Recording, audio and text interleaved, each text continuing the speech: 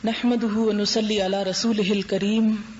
اما بعد فاعوذ بالله من الشيطان الرجيم بسم الله الرحمن الرحيم رب اشرح لي صدري ويسر لي امري واحلل عقدة من لساني يفقهوا قولي ربنا زدنا علما۔ ریاض الصالحین میں سے ہم آج کتاب التوبہ کے بارے میں احادیث پڑھیں گے۔ توبہ کے بارے میں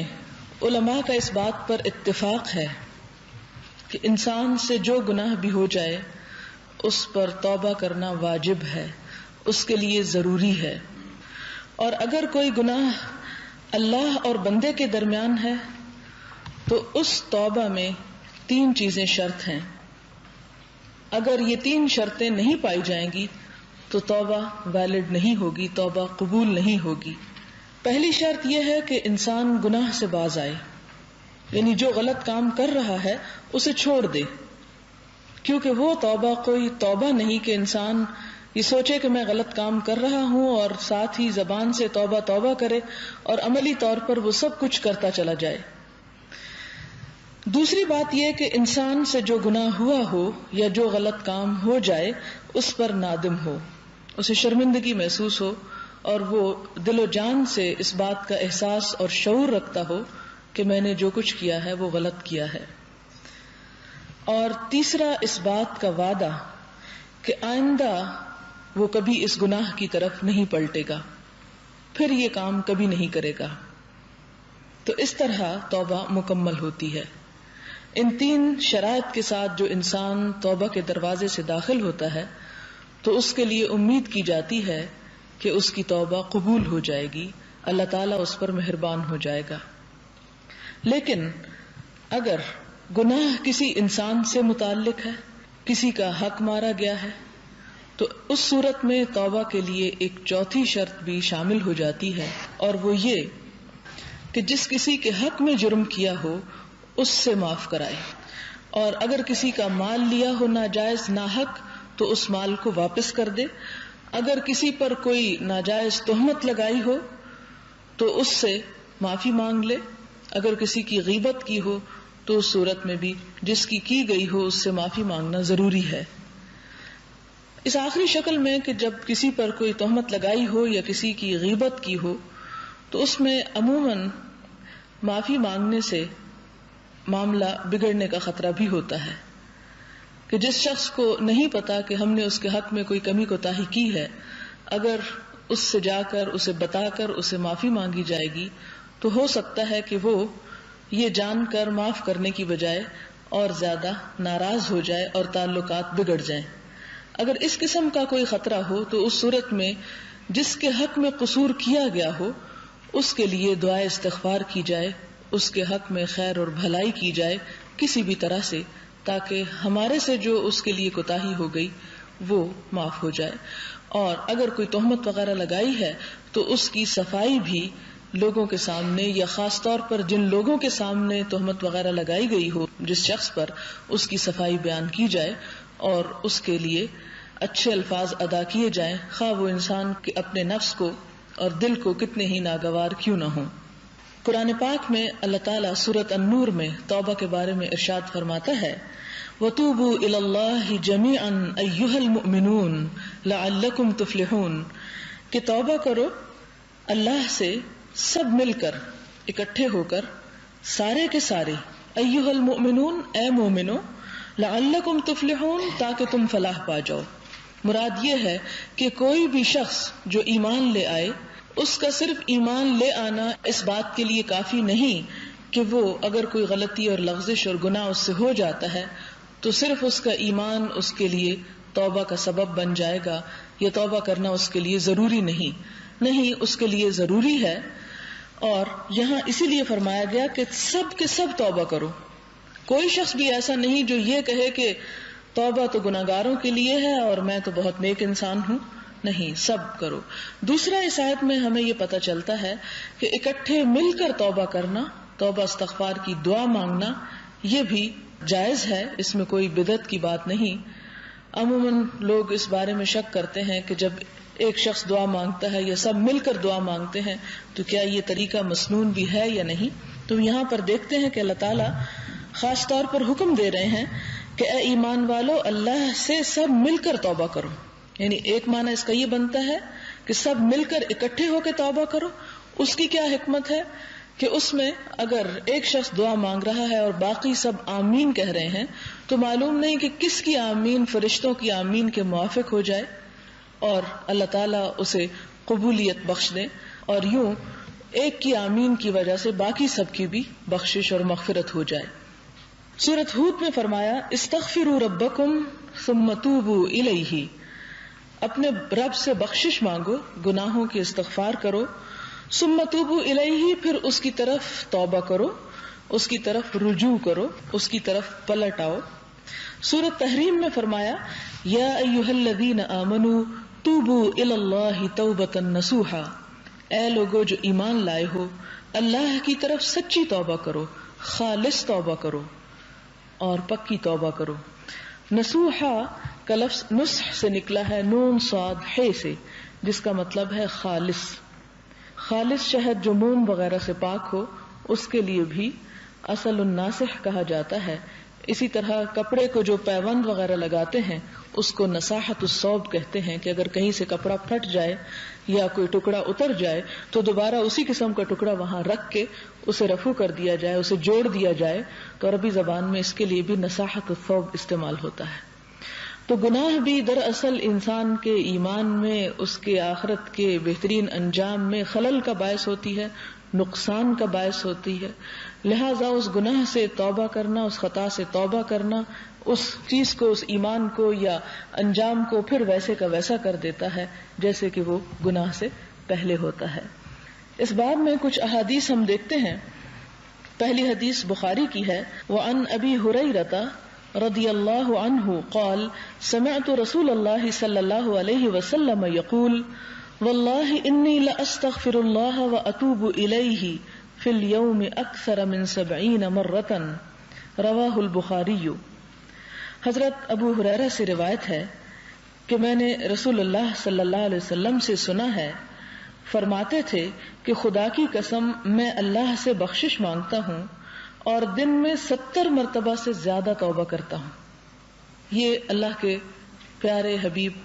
حضور اکرم صلی اللہ علیہ وسلم کا حال ہے کہ اللہ تعالیٰ یہ وعدہ کر چکے ہیں آپ سے کہ اللہ تعالیٰ نے آپ کے اگلے پچھلے سارے گناہوں کو معاف کر دیا. اگر وہ دن میں 70 مرتبہ استغفار پڑھتے ہیں تو اس کی کیا وجہ ہے؟ اس کی وجہ یہ ہے کہ استغفار جہاں پر انسان کی غلطیوں، خطاؤں، لغزشوں کو صاف کرتا ہے، دھوتا ہے، اس کے ساتھ ساتھ انسان کے درجات بھی بلند کرتا ہے. اگر انسان نے واقعی کوئی گناہ یا کوتاہی نہ کی ہو تو اس صورت میں انسان کا توبہ کرنا اس کے درجات کو بلند کرتا ہے. لیکن پہلی بات تو سوچنے کی یہ ہے کہ کون شخص یہ دعویٰ کر سکتا ہے کہ وہ کبھی کوئی غلطی نہیں کرتا اور اس سے کوئی خطا نہیں ہوتی. اور دوسری بات یہ کہ اگر ہم جان بوجھ کر کوئی غلطی نہ بھی کریں تو اللہ تعالیٰ کے ہم پر اتنے بے شمار احسانات ہیں کہ ہم تو ان کا بھی شکر ادا نہیں کر سکتے. تو کسی محسن کے احسانات کا شکر ادا نہ کرنا بھی تو نمک حرامی ہوتی ہے. ایسی صورت میں اللہ تعالیٰ جس کی وجہ سے سب نعمتیں ہمیں ملی، اگر ہم اس کے ذکر سے غافل ہوتے ہیں تو بذات خود یہ ایک گناہ ہے. اگر ہم اس سے منہ موڑتے ہیں، اس کی ناپسند کے کسی بھی کام کا ارادہ اور نیت ہی کیوں نہیں کرتے، تو یہ بھی دراصل ایک طرح سے ناشکری ہے. تو کوئی بھی ایسا وقت اور کوئی بھی ایسا لمحہ کہ جس میں انسان اللہ کا شکریہ یاد کے بغیر اپنے آپ کو مشغول رکھتا ہے کسی اور کام میں، تو یہ دراصل سبب ہوتا ہے انسان کے لیے توبہ کرنے کا، استغفار کرنے کا. اس حدیث کو بخاری نے روایت کیا ہے. اگلی حدیث ہم دیکھتے ہیں، وعن الأغر بن يسار المزني رضی اللہ عنہ قال قال رسول اللہ صلی اللہ علیہ وسلم یا ایھا الناس توبوا الی اللہ واستغفروہ فانی اتوب فی اليوم 100 مرۃ، رواہ مسلم. حضرت اغر ابن یسار المزنی سے روایت ہے کہ رسول اللہ صلی اللہ علیہ وسلم نے فرمایا کہ اے لوگو اللہ سے توبہ کرو اور بخشش چاہو، بے شک میں دن میں 100 مرتبہ توبہ کرتا ہوں. اب یہ روایت مسلم کی ہے. اب یہ دو روایات ساتھ ساتھ موجود ہیں اور بظاہر یہ لگتا ہے کہ دونوں میں اختلاف ہے. ایک میں لکھا ہے 70 مرتبہ اور دوسری میں لکھا ہے 100 مرتبہ. تو اس کی کیا وجہ ہے؟ پہلی بات ہے کہ بخاری کی روایت کے الفاظ ہیں دن میں 70 مرتبہ سے زیادہ توبہ کرتا ہوں. تو جب زیادہ ہو گیا تو اس کا مطلب ہے کہ 70 مرتبہ نہیں، 70 سے زیادہ. تو جب 70 سے زیادہ تو کتنا، وہ مسلم کی روایت نے واضح کر دیا کہ 100 مرتبہ، یعنی کم از کم 70 مرتبہ اور زیادہ سے زیادہ 100 مرتبہ. اور جب 70 سے زیادہ مرتبہ کہا تو جنرلی ایک بات کہی کہ اس سے زیادہ، کیونکہ بعض اوقات حضور صلی اللہ علیہ وسلم اپنے کسی ذکر، اپنے فکر میں مشغول ہوتے تھے، تو ایسے میں کچھ لوگ آ جاتے، کچھ وفد آتے، کسی اور کام میں آپ کو مصروف ہونا پڑتا. تو اس صورت میں آپ دیکھیں کہ ایسا شخص جس کے اوپر یہ ذمہ داری ہو کہ وہ لوگوں کو سکھائے بھی، ان کی تربیت بھی کرے اور ان کی مشکلات اور مسائل کا حل بھی پیش کرے، تو اس کی اپنی ذات کے لیے اس کے پاس عموماً وقت کم ہو جاتا ہے. تو ایسی صورت میں اگر ایک مرتبہ آپ نے 70 فرمایا اور دوسری مرتبہ 100 فرمایا تو اس کا یہ مطلب نہیں کہ نعوذ باللہ ان میں سے ایک بات کوئی جھوٹی ہے اور ایک بات غلط ہے اور ایک ہی درست ہے. اس کی اصل وجہ یہ ہے کہ دو مختلف مواقع پر آپ نے اپنے دو مختلف طرز عمل کا اظہار کیا. اور اپنی مثال آپ نے اس لیے نہیں دی کہ لوگوں کو یہ بتایا جائے کہ میں تو بہت ہی نیک انسان ہوں اور ہم بھی اگر کہیں توبہ استغفار کی توفیق ہو تو سارا وقت اس کا ڈھنڈورا پیٹتے رہیں. حضور صلی اللہ علیہ وسلم اپنے بارے میں جب بھی کوئی بات بیان فرماتے ہیں کہ لوگوں دیکھو میں ایسا کرتا ہوں، تو اس کا یہ مطلب نہیں نکلتا کہ آپ کوئی ریاکاری کر رہے ہیں اور لوگوں کو دکھا رہے ہیں. ایسا کرنے کے اظہار کا مطلب یہ ہوتا ہے کہ دوسرے لوگوں کے لیے چونکہ آپ صلی اللہ علیہ وسلم کی ذات ایک نمونہ ہے اور اس بہترین نمونے کو فالو کرنا آپ کی امت کا فرض ہے، اس لیے آپ صلی اللہ علیہ وسلم اگر کوئی بھی اپنا کام صرف خفیتاً کرتے اور کسی کو نہ بتاتے تو اس سے امت استفادہ نہ کر سکتی. یہی وجہ ہے کہ آپ کی پرائیویٹ لائف کے بارے میں بہت سے ایسی چیزیں کہ جو عموماً پبلک کے سامنے رکھی نہیں جاتی یا کسی کو نہیں بتائی جاتی، وہ بھی ہم دیکھتے ہیں کہ احادیث کی کتابوں میں بڑے واضح انداز میں ہمیں ملتی ہیں. اس کی بھی اصل حکمت یہی ہے کہ آپ صلی اللہ علیہ وسلم کی زندگی کا ظاہر اور باطن تمام تر کام جو ہیں وہ سب ہمارے لیے ایک نمونے کی حیثیت رکھتے ہیں اور ایک بہترین طرز عمل کی نشاندہی کرتے ہیں. لہذا آپ صلی اللہ علیہ وسلم کا اپنے اس خاص ذکر یا اپنے خاص اس وظیفے کا بتانا کہ میں اتنی مرتبہ فلاں کام کرتا ہوں، یہ دراصل ہمارے لیے ایک رہنمائی ہے کہ ہم بھی دیکھیں کہ اگر وہ شخص کہ جو گناہوں سے پاک ہے وہ اتنی مرتبہ توبہ استغفار کرتا ہے تو ہمیں کیا کرنا چاہیے جو ہر طرح سے گناہوں سے اٹے ہوئے ہیں. ہمارے لیے کتنا توبہ استغفار کرنا ضروری ہے. مراد یہ ہے کہ اللہ تعالیٰ نے انسان کو جو نعمتیں دی ہیں، ان نعمتوں کا جب انسان سوچتا ہے کہ میں حق ادا نہیں کر پاتا، تو کوئی بھی ایسا دل رکھنے والا انسان خود بخود یہ محسوس کرتا ہے کہ وہ اس سے کچھ کوتاہی ہو رہی ہے، کچھ کمی ہو رہی ہے. تو اس کوتاہی کا جتنا احساس ہوگا توبہ استغفار میں اتنا ہی دل لگے گا اور اتنا ہی انسان بہترین طریقے سے اور زیادہ سے زیادہ اس کی طرف رجوع کرے گا. پھر اگلی حدیث ہمیں یہ بتاتی ہے کہ جب ایک بندہ اللہ تعالیٰ سے توبہ کرتا ہے تو بندے کی اس توبہ سے اللہ تعالیٰ بے پناہ خوش ہوتے ہیں.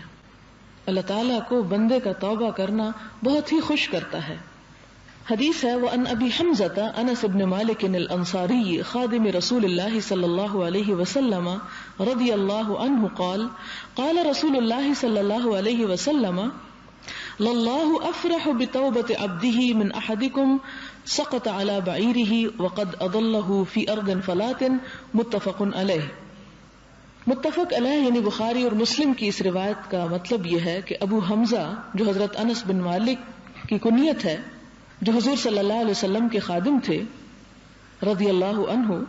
وہ کہتے ہیں کہ حضور صلی اللہ علیہ وسلم نے فرمایا کہ اللہ تعالی اپنے بندے کی توبہ سے اس شخص سے کہیں بڑھ کر خوش ہوتا ہے جسے اس کا اونٹ کسی صحرا میں پھینک دے اور وہ اپنا راستہ کھو دے، بھٹک جائے. مسلم کی روایت کے الفاظ کچھ یوں ہیں کہ اللہ تعالیٰ اپنے مومن بندے کی توبہ سے اتنا خوش ہوتا ہے جیسا کہ وہ سوار جس کی سواری ماں کھانے پینے کے کسی چٹیل میدان میں کھو جائے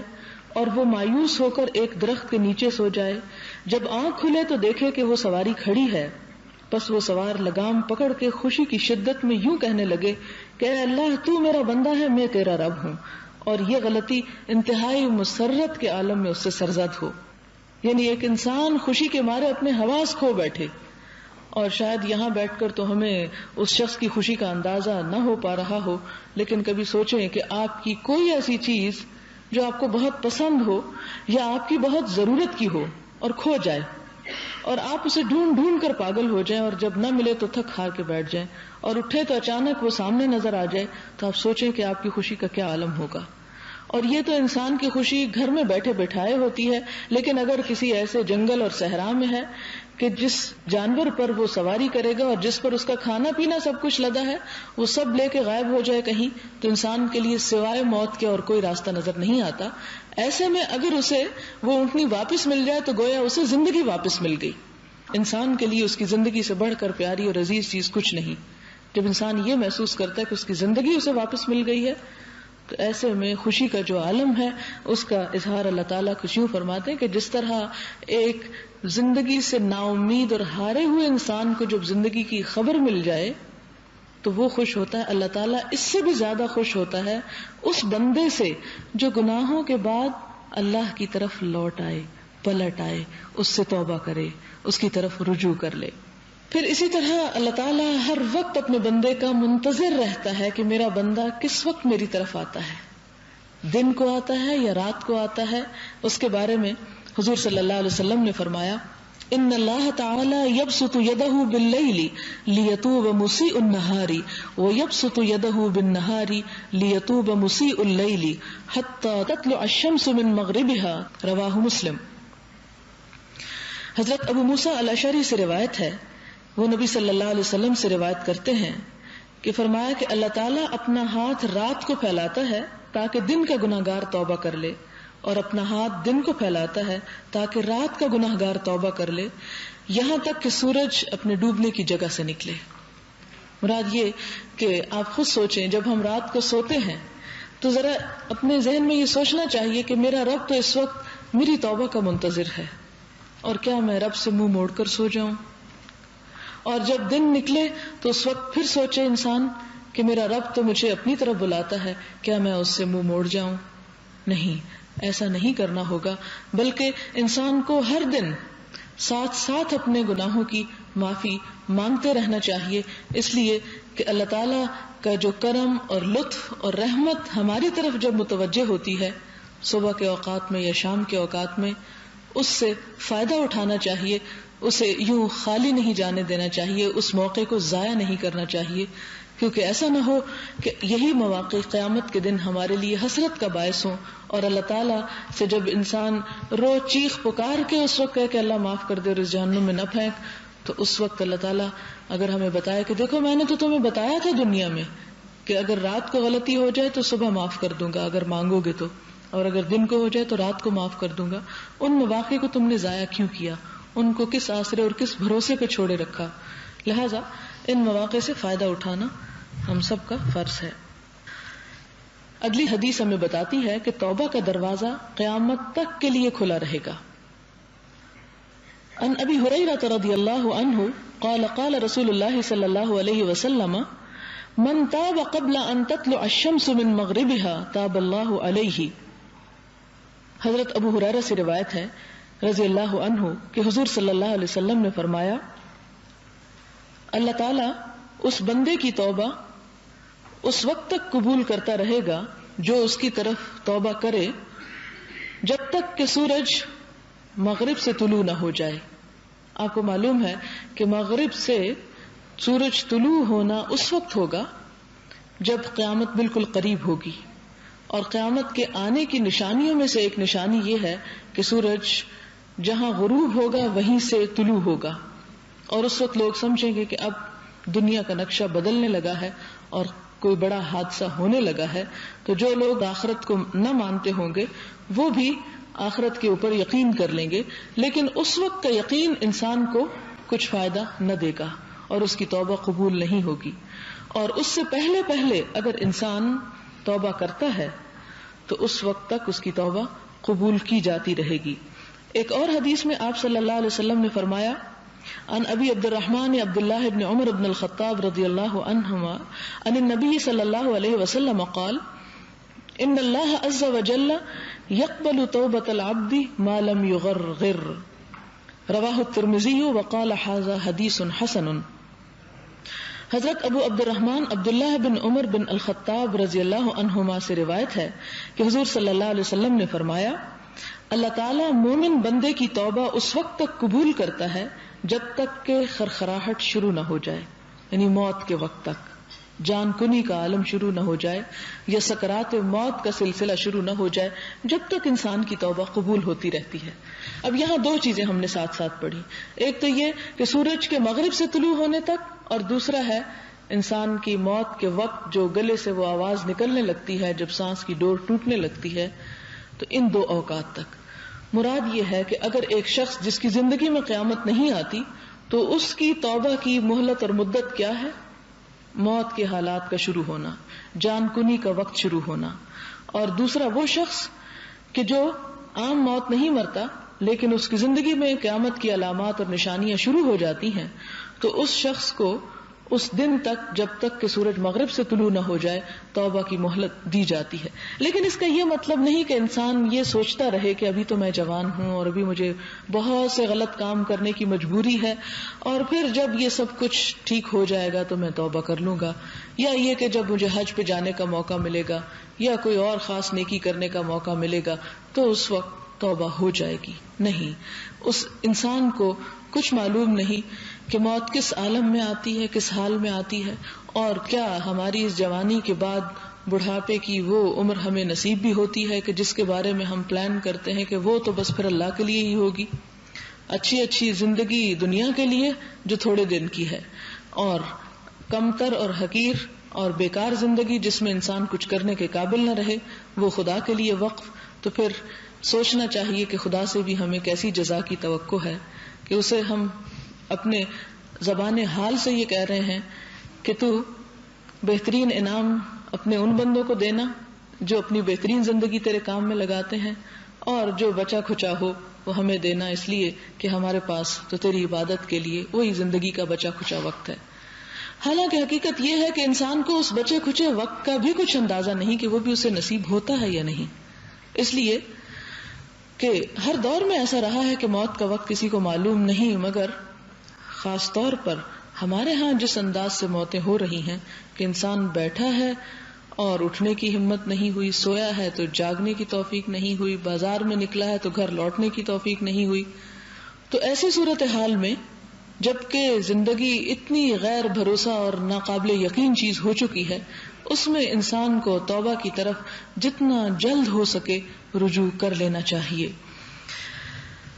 پھر اسی طرح ایک اور طویل حدیث میں ہم دیکھتے ہیں کہ اس کا مفہوم بھی کچھ اسی طرح ہے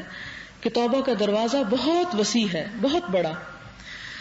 اور سورج کے مغرب کی طرف سے نکلنے کے وقت تک وہ دروازہ کھلا رہے گا، وہ بند نہیں ہوگا. حضرت زر بن حبیش سے روایت ہے کہ میں صفوان بن اسال کے پاس آیا اور میں نے چمڑے کے موزے پر مسح کرنے کے متعلق دریافت کیا. انہوں نے کہا اے زر، تم کو کون سی حاجت مجھ تک لائی ہے، کیوں آئے ہو میرے پاس؟ میں نے کہا تلاش علم. انہوں نے کہا اس طالب علم کے لیے جو علم کی طلب میں نکلے فرشتے اپنے دونوں بازو پھیلا دیتے ہیں. اس کے بعد پھر وہ مسئلہ بتاتے ہیں اور جواب بتاتے ہیں. پہلی بات اس حدیث میں آپ یہ دیکھیں کہ صرف ایک مسئلے کو پوچھنے کی خاطر ایک شخص اپنے گھر سے نکلتا ہے اور دوسری جگہ سفر کر کے پہنچتا ہے. اب آپ دیکھیں کہ سوال کرنے والا ایک سوال صرف کرتا ہے. ہم عموماً یہ سوچتے رہ جاتے ہیں کہ ایک سوال یہ چھوٹی سی بات ہے، اس کے بغیر بھی گزارا ہو سکتا ہے، اس کے پوچھنے کی کیا ضرورت ہے. لیکن صحابہ کرام میں آپ دیکھتے ہیں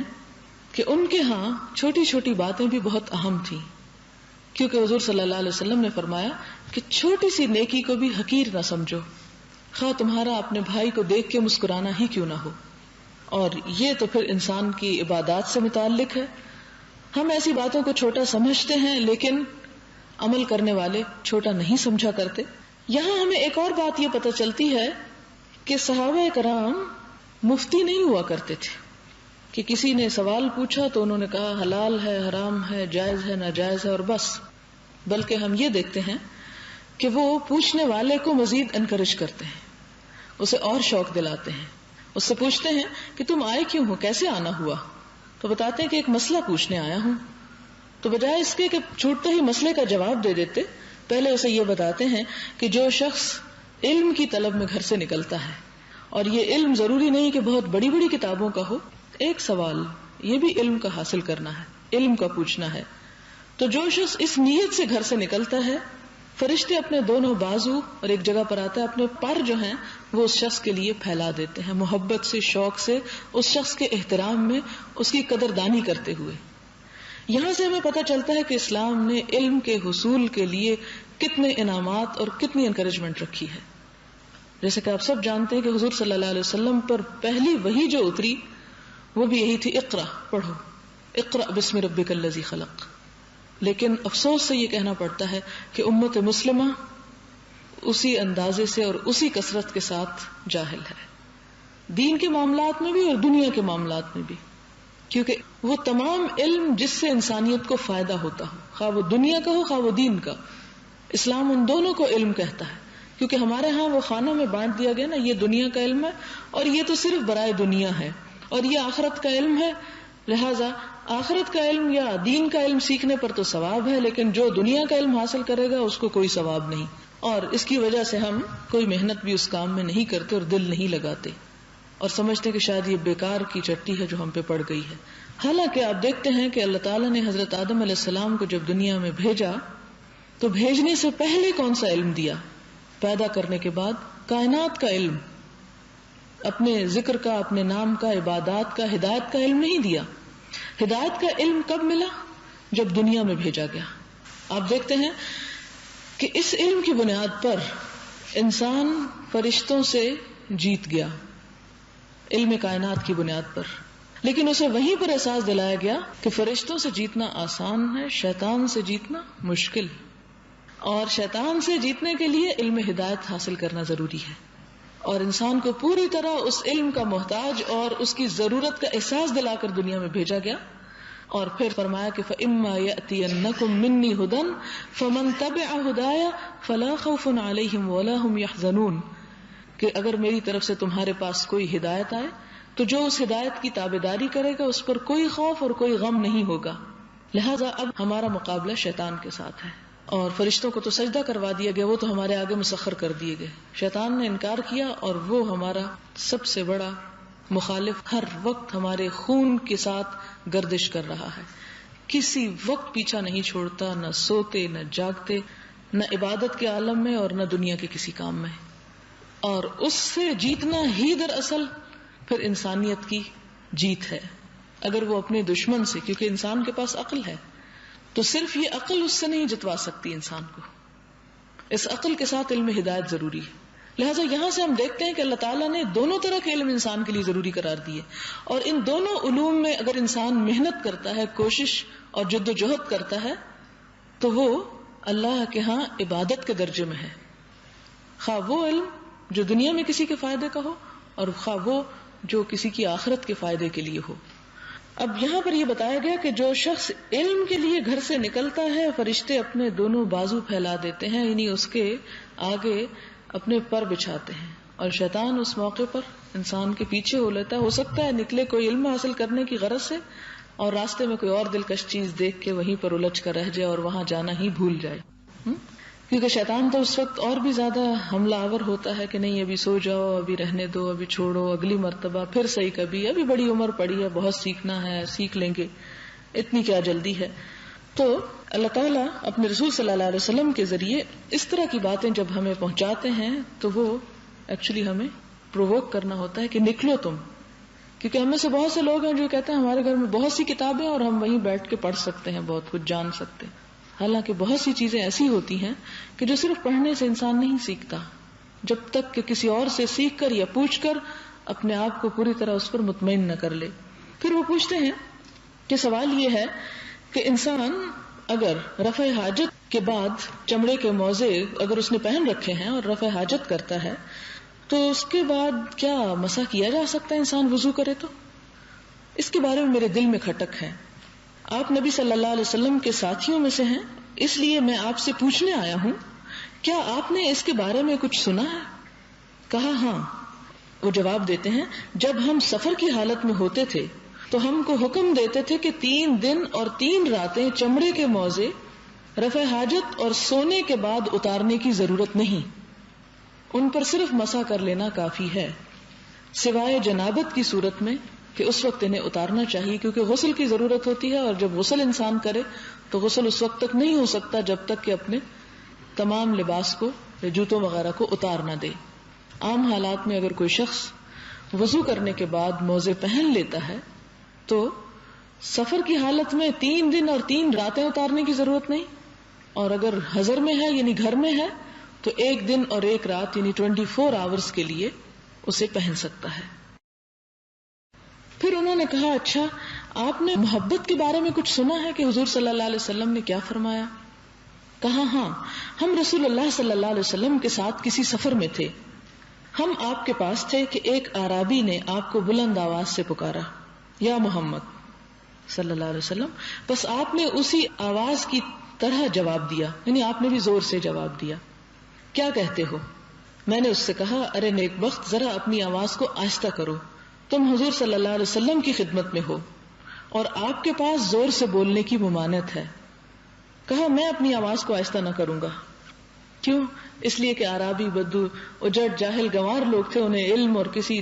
ادب اور اخلاقیات کا کچھ بھی کبھی ہوا نہیں لگی تھی، اس لیے وہ اپنی اکڑ میں کہا نہیں میں تو آہستہ نہیں بولوں گا. پھر اعرابی نے کہا کہ آدمی لوگوں سے محبت کرتا ہے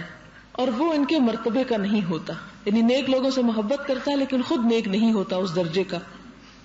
نبی صلی اللہ علیہ وسلم نے فرمایا، وہ آدمی جو کسی کے ساتھ محبت کرتا ہے قیامت میں اسی کے ساتھ ہوگا جس طرح کے لوگوں کو چاہتا ہے. اگر اس کی دلچسپیاں ایسے لوگوں کے ساتھ ہیں جو خدا سے دور ہیں تو قیامت کے دن انہی کی صحبت میں اٹھایا جائے گا، اور اگر اس کا شوق اور اس کی محبت اور اس کی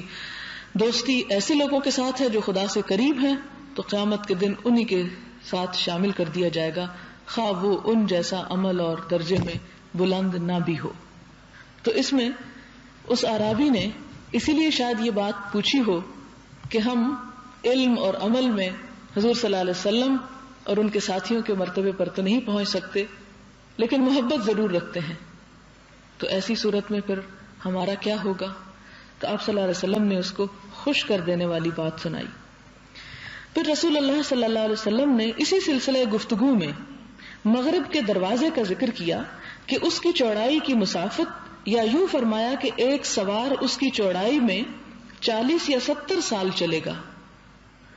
اللہ تعالیٰ نے اس کو اس دن پیدا کیا جس دن آسمان اور زمین پیدا کیے گئے. توبہ کے لیے یہ دروازہ کھلا ہے، بند نہ ہوگا یہاں تک کہ سورج مغرب سے نکلے. یعنی اتنا وسیع و عریض دروازہ ہے جس سے انسان توبہ کرتے ہوئے جس کے اندر اس کی توبہ گزرتی ہے، یعنی تصور اس کے وسعت کا اس لیے دلایا کہ جتنی بھی کثرت سے انسان توبہ کرتا ہے اور جتنے بھی لوگ توبہ کرتے ہیں وہ دروازہ ان سب کی توبہ کو سمیٹ کر اوپر پہنچا دیتا ہے. اور یہ اس وقت تک کھلا ہے جب تک کہ انسان آخرت کے کسی حصے کو دیکھ نہیں لیتا اور آخرت کی کوئی نشانی پا نہیں لیتا، خواہ وہ موت کی شکل میں ہو یا قیامت کے آنے کی شکل میں.